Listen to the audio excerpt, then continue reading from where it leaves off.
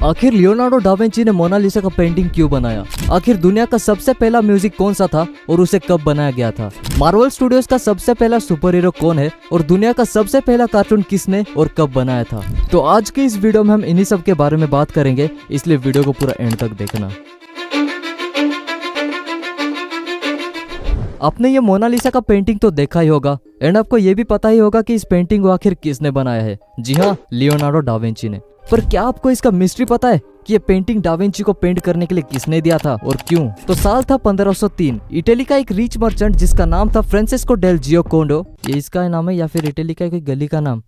तो इस पेंटिंग में जिस औरत को तुम देख रहे हो ये एक्चुअली इस आदमी की औरत है, मीन्स वाइफ। तो फ्रांसिस्को ने लियोनार्डो को मोनालिसा का पेंटिंग इसलिए बनाने के लिए बोलता है क्योंकि वो पेंटिंग उसकी वाइफ को उसके बर्थडे गिफ्ट पर देना चाहता था।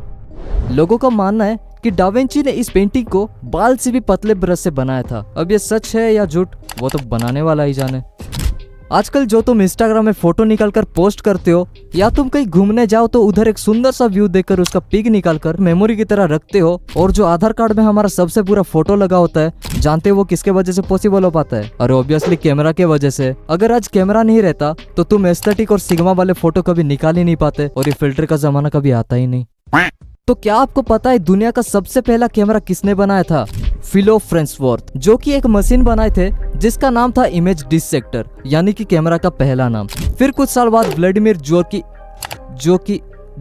की व्लादिमीर स्वोरिकिन। यार पता नहीं आगे के लोग इतना अजीब और इतना बड़ा नाम रखते क्यों थे। दिक्कत उनको नहीं हमें होती है। जब एग्जाम में पूछा जाता है कि इसका नाम क्या है, फिर 15 मिनट तो सोचते सोचते ही निकल जाएगी कि इसका नाम क्या था। ओके, जोक्स अपार्ट, तो व्लादिमीर ने इस कैमरा को इम्प्रूव किया जिसके 2 साल बाद ये लोगों में पॉपुलर हो गई। अब बात करते हैं उसकी जिसे देखने पर लोग रो पड़ते हैं, लोगों के जज्बात निकल आते हैं। जब हम चैन से कार्टून देख रहे होते हैं तभी मम्मी आकर बोलती है, बेटा टाइम हो गया, चल मेरा चैनल लगा, और हम ना चाहते हुए भी वो चैनल हमें लगाना पड़ता है। जी हाँ, मैं बात कर रहा हूँ इंडियन टीवी शोज की, जिसकी आंटी तो क्या आजकल के लड़कियां भी इसकी दीवानी है। पर लड़कियों, क्या तुम जानते हो दुनिया का सबसे पहला टीवी शो कौन सा है?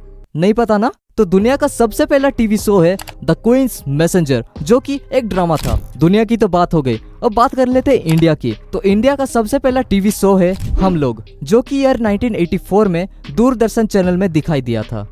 आपने कॉमिक्स कभी ना कभी तो पढ़ा ही होगा या फिर देखा ही होगा। पता है दुनिया का सबसे पहला कॉमिक्स कौन सा था? द एडवेंचर ऑफ मिस्टर ओबेडा ओल्डबर्ग, जो कि ईयर 1842 में बनाया गया था।